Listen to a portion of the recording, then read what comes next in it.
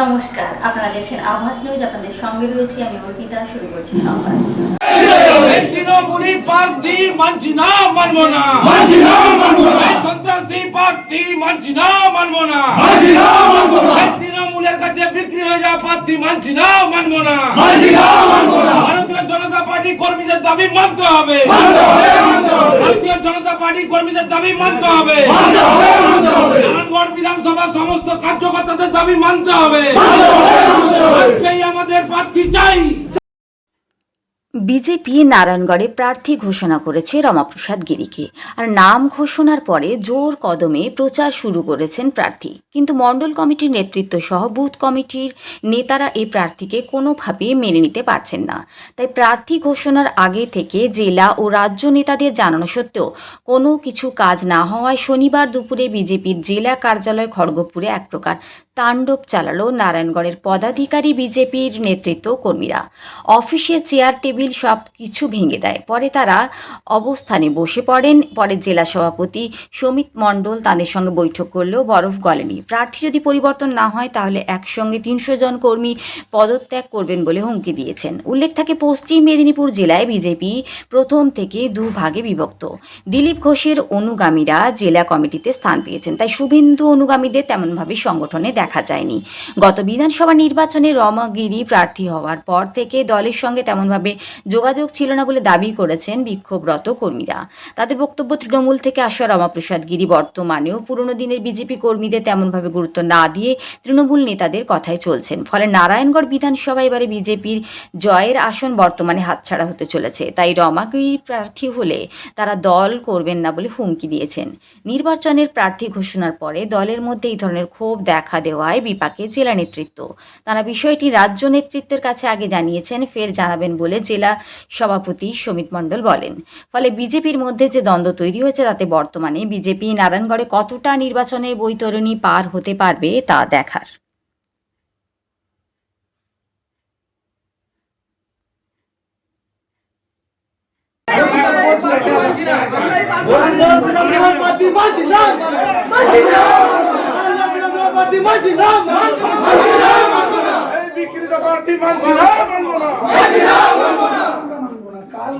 কালকে আমাদেরকে তীব্রভাবে আক্রমণ, অসম্মান টিএমসির লোক দিয়ে রমাদার পুরো কাজ করছে। আমাদের টিমকে টোটাল ফেলে দিতে চাইছে। আমরা রমাদা আমাদেরকে বাদ দিয়ে সম্পূর্ণ সেটা চক তৈরি করতে চাইছে। কেন চাইছে?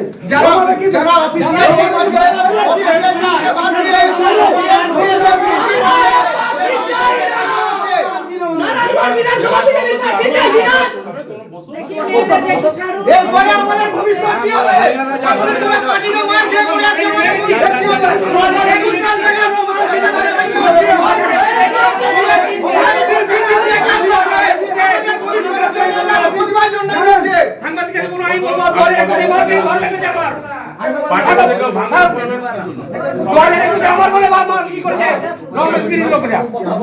এবার বলবো ওরাই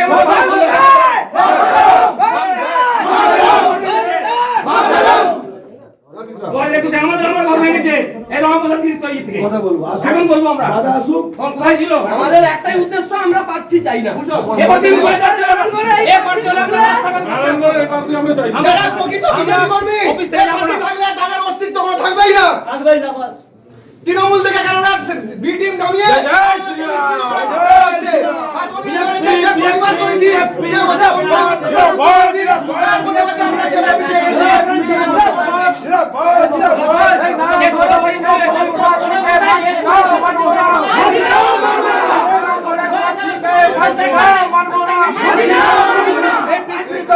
আমাদের চাইছি না আমাদের মনোনীত প্রার্থীকে টিকিট দিতেই হবে, আমাদের মনোনীত প্রার্থীকে টিকিট দিতেই হবে, ভারতীয় জনতা পার্টির কর্মীদের মনোনীত প্রার্থীকে দিতেই হবে।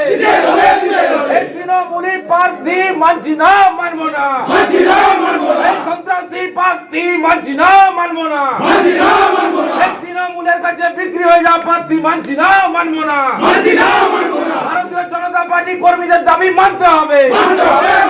ভারতীয় জনতা পার্টি কর্মীদের দাবি মানতে হবে।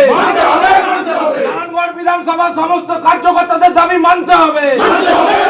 আজকেই আমাদের প্রার্থী চাই, আজকে আমাদের মনোনীত প্রার্থী আমাদের দিতেই হবে। নাহলে কোনো কথা শুনছি না, শুনবো না।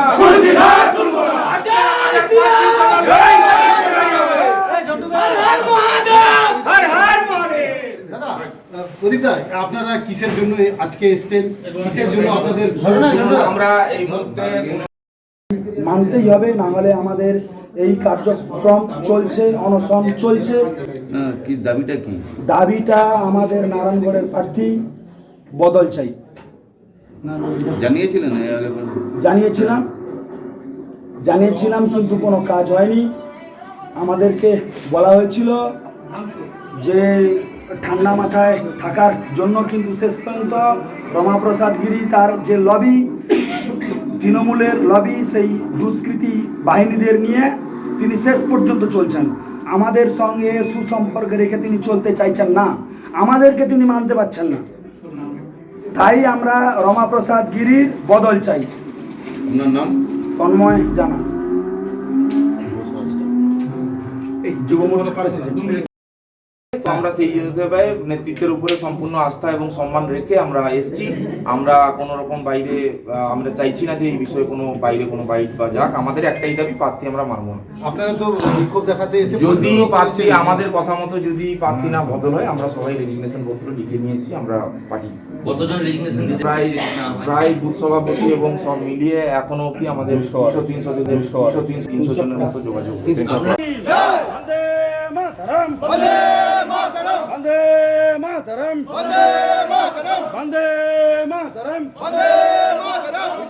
बीजेपी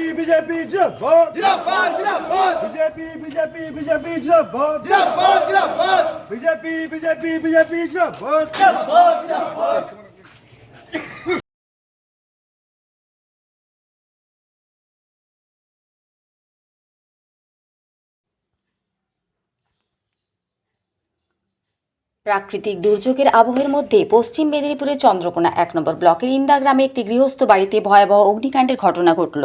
স্থানীয় সূত্রে জানা যায়, মইদুল মণ্ডলের বাড়িতে হঠাৎই আগুন লাগে। মুহূর্তের মধ্যে আগুন ছড়িয়ে পড়ে গোটা বাড়িতে। প্রাথমিকভাবে অনুমান করা হচ্ছে ইলেকট্রিক শর্ট সার্কিট থেকে এই আগুনের সূত্রপাত। ঘটনায় এলাকায় চাঞ্চল্য ছড়িয়ে পড়ে। দমকল পৌঁছানোর আগেই গ্রামের মানুষজন একজোট হয়ে আগুন নেভানোর কাজে ঝাঁপিয়ে পড়েন। স্থানীয়দের তৎপরতায় আগুন অনেকটাই নিয়ন্ত্রণে আসে, তবে বাড়ির বেশ কিছু অংশ পুড়ে ক্ষতিগ্রস্ত হয়েছে বলে জানা গেছে। এই ঘটনায় কোনো হতাহতের খবর এখনও পর্যন্ত পাওয়া যায়নি, তবে ক্ষয়ক্ষতির পরিমাণ বেশ বড় হতে পারে বলে আশঙ্কা করা হচ্ছে। ঘটনাস্থলে পৌঁছায় দমকলের একটি ইঞ্জিন। আগুন নিয়ন্ত্রণে এসেছে। প্রশাসন, পুলিশ বিষয়টি খতিয়ে দেখছে। আজকে ঈদ মুবারকের দিন হঠাৎ করে আমাদের মইদুল ভাইদের পুরাতন বাড়িতে আগুন লেগেছে। এখানে আমাদের সর্বভারতীয় তৃণমূল কংগ্রেসের ইন্দা বুথের নেতৃত্ব এবং সদস্যরা এসে সবাই জল দিয়ে লিফাচ্ছি। এই দেখতে পাচ্ছেন প্রচুর পরিমাণে আগুন লেগেছে। শহীদুল ভাই যে ওখানে উঠেছে ছাদে, শুধু আমাদের প্রত্যেকটি ইন্দা বুথের প্রত্যেকটি সদস্য, এখানে প্রশাসন, আমাদের রামদিনপুর বাড়ির প্রশাসন উপস্থিত আছে। ওনারা যত সময়ে এসে পৌঁছে গেছে। হ্যাঁ, দেশের হাজার হাজার মানুষ এখানে জুটে গেছে। আমরা চেষ্টা করছি যত অল্প সময়ে আগুনটাকে নিভানো যায়।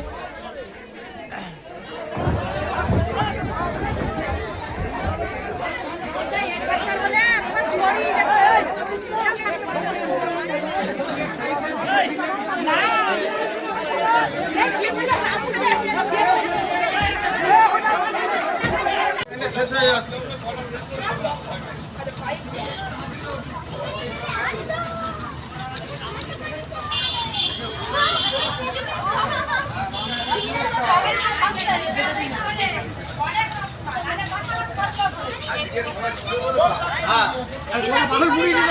পাগল পুড়ে গেছে।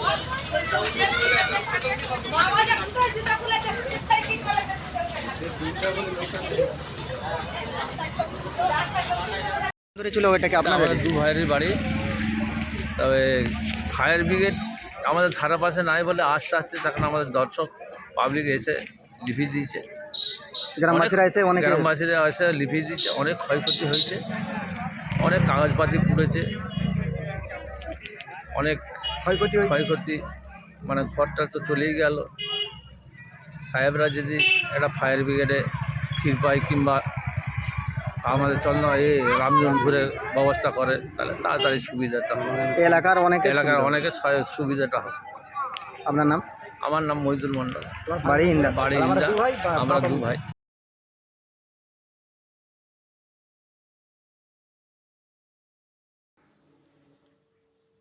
এই রাজ্যে বিধানসভা নির্বাচনের দিন ঘোষণা করছে নির্বাচন কমিশন। সেই মতো 23শে এপ্রিল প্রথম দফায় নির্বাচন, আর তার আগে শাসক দলের পক্ষ থেকে নির্বাচনী প্রচার শুরু করছেন দলনেত্রী মমতা বন্দ্যোপাধ্যায় ও সাধারণ সম্পাদক অভিষেক ব্যানার্জি। সেই মতো মমতা ব্যানার্জি উত্তরবঙ্গ দিয়ে তাঁর নির্বাচনী প্রচার শুরু করবেন, আর অভিষেক বন্দ্যোপাধ্যায় শুরু করবেন দক্ষিণবঙ্গ দিয়ে।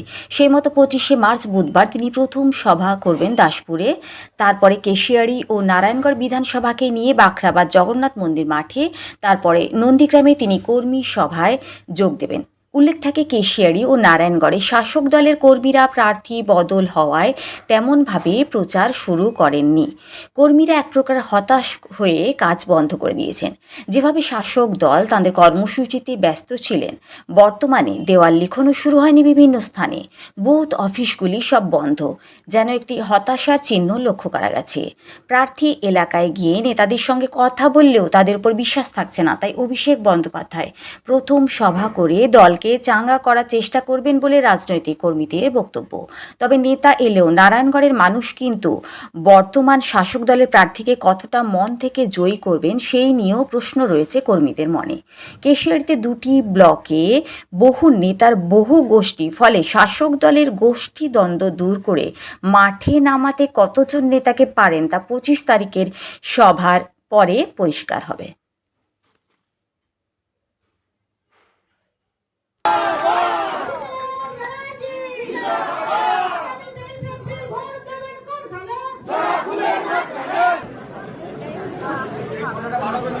যারা খাজনা থেকে এসছো, আগামী 23 এপ্রিল ভোট দেবেন কোনখানে?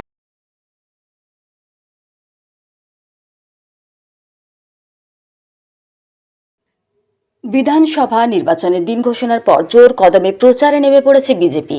223 কেশিয়াড়ি বিধানসভা কেন্দ্রে বিজেপি প্রার্থী ভদ্র হেমব্রম শনিবার সর্বমঙ্গলা মন্দিরে পুজো দিয়ে প্রচার ও জনসংযোগে নামলেন কেশিয়াড়িতে। এদিন সকালে কেশিয়াড়ি সর্বমঙ্গলা মন্দিরে কর্মী সমর্থকদের সাথে নিয়ে পুজো দেওয়ার পর এলাকায় জনসংযোগ করেন। বাজার এলাকায় প্রচার চালান। কেশিয়াড়ি বাসস্ট্যান্ডে থাকা গান্ধীজি ও রবীন্দ্রনাথের মূর্তিতে মাল্যদানের মধ্য দিয়ে শ্রদ্ধা জানিয়ে প্রচারের সূচনা করেন বিজেপি মনোনীত প্রার্থী ভদ্র হেমব্রম। এলাকার পথ চলতি মানুষ সহ দোকানদারদের সাথে কথা বলেন ও নির্বাচনে জয়ী করার আহ্বান জানান। জয়ের ব্যাপারে আশাবাদী প্রার্থী ভদ্র হেমব্রম। কেশিয়াড়ির উন্নয়নকে আরও ত্বরান্বিত করার বার্তা দিয়ে মোদিজির নেতৃত্বে দলকে আরও শক্তিশালী করার আহ্বান জানান।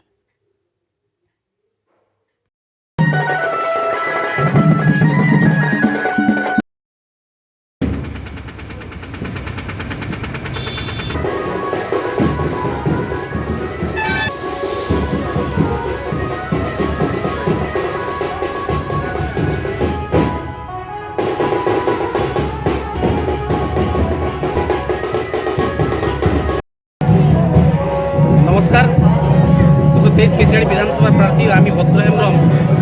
আজকে আমাদের 223 কেশিয়াড়ি বিধানসভার যিনি কনভেনার রয়েছেন আমাদের সনাতন দলই নেতৃত্বে আমরা এখানে পুজো নিবেদন করলাম। আমি এটুকুই কেশিয়াড়িবাসীর কাছে আশ্বাস দিতে চাই, এটি বহু প্রাচীন মন্দির, এই প্রাচীন মন্দিরকে আগামী দিনে আমি হেরিটেজ মর্যাদা পাক তার জন্য সর্বাত্মক প্রচেষ্টা করব। আমি এছাড়া আর কি পরিকল্পনা রয়েছে?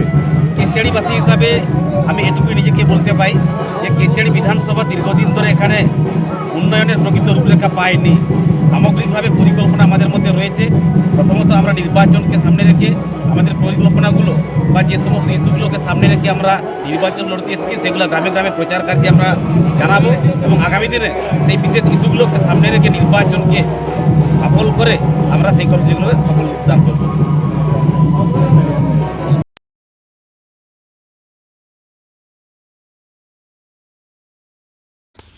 ঝাড়গ্রামে আবারও সামনে এলো জনজাতি সম্প্রদায়ের মানুষের বঞ্চনার ছবি।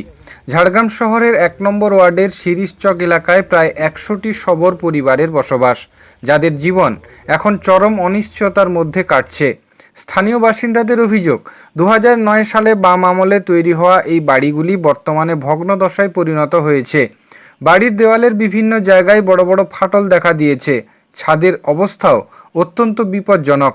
যে কোনো সময় বড় দুর্ঘটনা ঘটতে পারে বলে আশঙ্কা এলাকাবাসীর। বাসিন্দারা জানান, দীর্ঘদিন ধরে বাড়িগুলির কোনো মেরামত করা হয়নি। একাধিকবার প্রশাসনের কাছে আবেদন জানানো হলেও এখনও পর্যন্ত কোনো কার্যকর পদক্ষেপ নেওয়া হয়নি বলে অভিযোগ। ফলে বাধ্য হয়েই প্রাণের ঝুঁকি নিয়ে ওই বাড়িগুলোতেই বসবাস করতে হচ্ছে। অর্থনৈতিক দিক থেকেও এই শবর পরিবারগুলি অত্যন্ত দুর্বল। অধিকাংশই দিনমজুরির উপর নির্ভরশীল। কাজ নিয়মিত না থাকায় সংসার চালানোই দুষ্কর হয়ে পড়েছে। তার উপর ভাঙাচোরা বাড়িতে বসবাস তাদের দৈনন্দিন জীবনে বাড়তি আতঙ্ক তৈরি করছে। এদিকে বিধানসভা ভোটের আগে এলাকাবাসীর ক্ষোভ আরও বাড়ছে। তাদের প্রশ্ন, ভোটের সময় কি কোনো রাজনৈতিক দল বা প্রার্থী তাদের পাশে দাঁড়াবে না? প্রতি নির্বাচনে জনপ্রতিনিধিরা নির্বাচিত হন, কিন্তু এরপর কেন এই অসহায় মানুষগুলোর খোঁজ রাখেন না, তা নিয়েই ক্ষুব্ধ স্থানীয় বাসিন্দারা। এলাকাবাসীর দাবি, দ্রুত এই বাড়িগুলির সংস্কার করা হোক।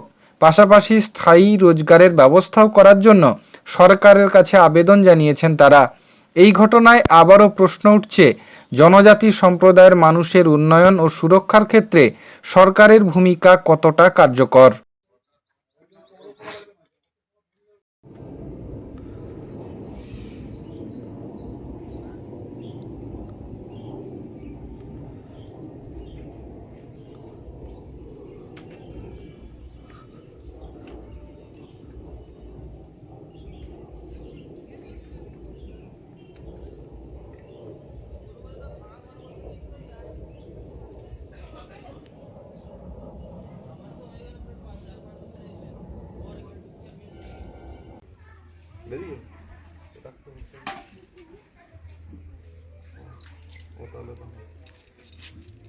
দশটায় যাবে তো, কটা হবে?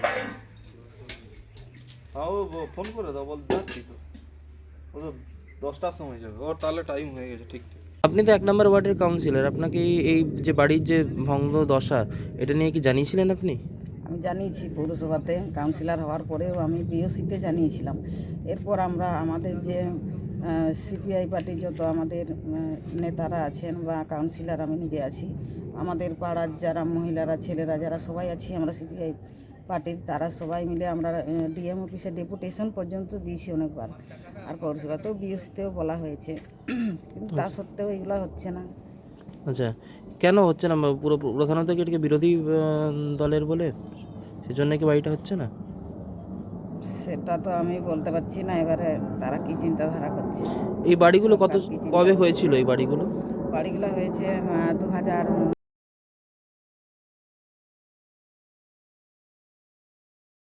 আসন্ন বিধানসভা নির্বাচনকে সামনে রেখে ঝাড়গ্রাম জেলা জুড়ে নিরাপত্তা ব্যবস্থা ব্যাপকভাবে জোরদার করা হয়েছে।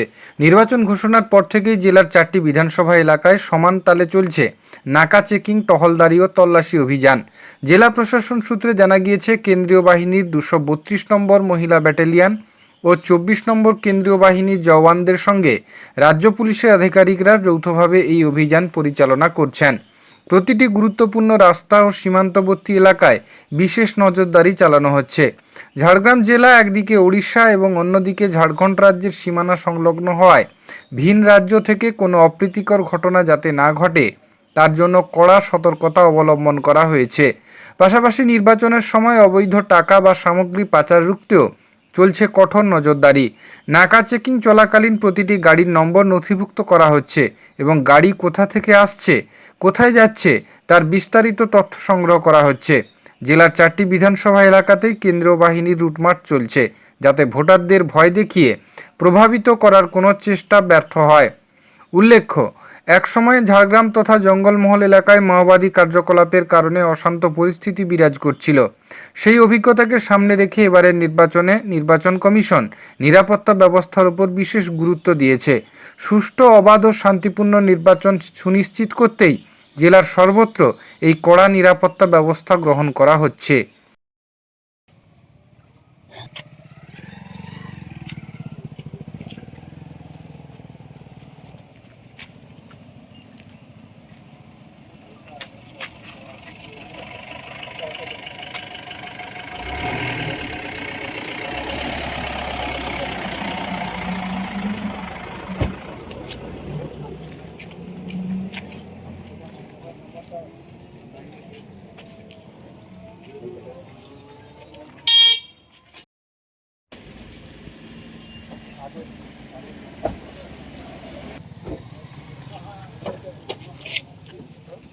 साइड के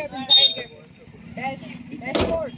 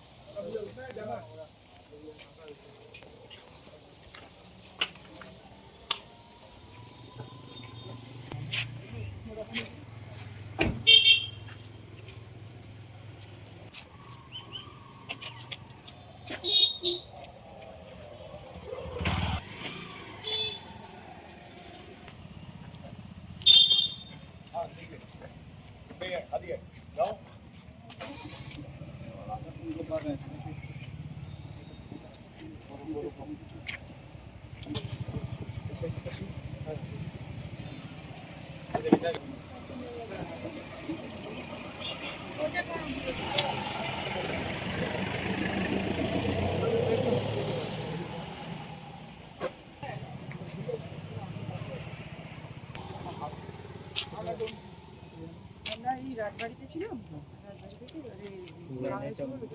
করণ দিলা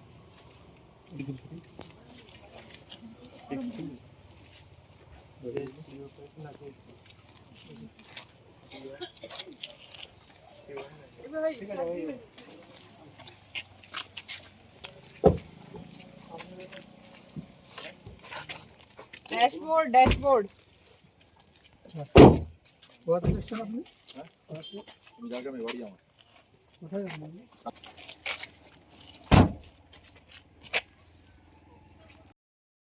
এখানে লোধাশুলিতে ছিলাম আমরা, এখন ঝাড়গ্রাম রাজবাড়ি এবং এইদিকে কনক দুর্গা মন্দির এইসব জায়গাগুলোতে আমরা এখন দেখতে যাচ্ছি, বেড়াতে যাচ্ছি। তো যাওয়ার পথে এখানটাতে লোধাশুলি থেকে আমরা যখন আসছি তখন এখানে এই নাকা চেকিং এটা হয়েছে। ভোটের আগে বা অন্য সময় নিশ্চয়ই এই জায়গাটাতে এগুলো থাকা উচিত, যাতে এই বিভিন্ন দুষ্কৃতীরা এইসব জায়গাকে কাজে লাগিয়ে এখানে কোনো রকম অপকর্ম না করতে পারে, তার জন্য এগুলো হওয়াটা খুবই যুক্তিযুক্ত। এবং এতে আমরা কোনো রকম মানে সন্তুষ্ট হইনি, এটাতে আমরা অসন্তুষ্ট হইনি, কোনো অসুবিধাও ফিল করিনি। 2-5 মিনিট সময় গেছে, কিন্তু এটা হওয়াটা খুবই জরুরি। আমরা এটা খুব সাধুবাদ জানাচ্ছি। আপনাকে কি কি দেখলো এই প্রয়াসকে? আমার ডিউটিতে কি আছে না আছে সমস্ত কিছু দেখলো। এখানে কোনো অ্যালকোহল সেসব অবশ্য কিছু মুখে কিছু বলেনি, মানে ওনারা কোনো সন্দেহজনক কোনো বস্তু এখানে আছে কিনা সেই সবগুলো দেখবেন নিশ্চয়ই। আমাদের বলেনি আমরা কি দেখছি, তবে ওনারা যে দেখে বললেন ঠিক আছে। কি নাম আপনার? সুজিত কুমার বিশ্বাস। কোথা থেকে আসছেন? আমরা আছি কলকাতা, কসবা থেকে আসছি। हम 232 बटालियन से इधर बीएड कॉलेज में पास रहती हूँ। इधर बटालियन है और हम लोगों की कंपनी है पूरा। ये इलेक्शन के तरफ पे हम लोग इधर नाका ड्यूटी कर रहे हैं। और एक है दुबराजपुर, ये दुबराजपुर है ना, और एक लोधोशुली में है। एक प्लाटून हमको पेट्रोलिंग फ्लैग मार्च कर रहे हैं इलेक्शन को करके। कितना दिन चलेगा ये जब तक इलेक्शन नहीं खत्म होगा तब तक चलेगा। क्या क्या देख रहे हैं? ये सारे जो गाड़ी का चेकिंग कर रहे हैं, लोगों को देख रहे हैं, जो कोई परेशान ना हो। हमारा शांतिपूर्ण भाव हमको ड्यूटी करना है इधर, और पब्लिक को भी साथ देके ड्यूटी में मतलब किसी भी जगह प्रॉब्लम ना हो, इसी के लिए हम लोग ये क्या 24 आवर्स चल रहा है? जी चेंज होते रहता है। आपके साथ और हम लोगों को 6 बजे से ड्यूटी चल रहा है और 2 बजे तक, 2 बजे से रात तक।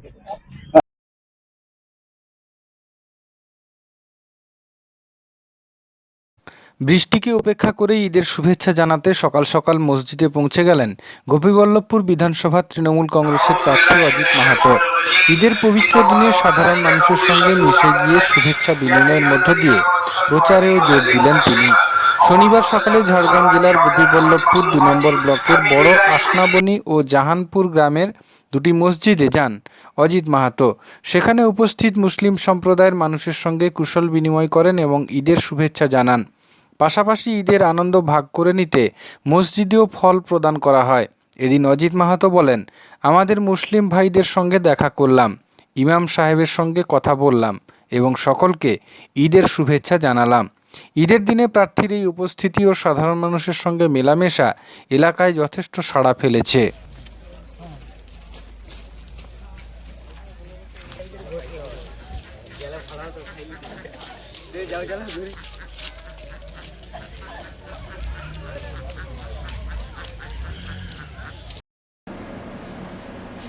সংবাদ এই পর্যন্তই। নমস্কার।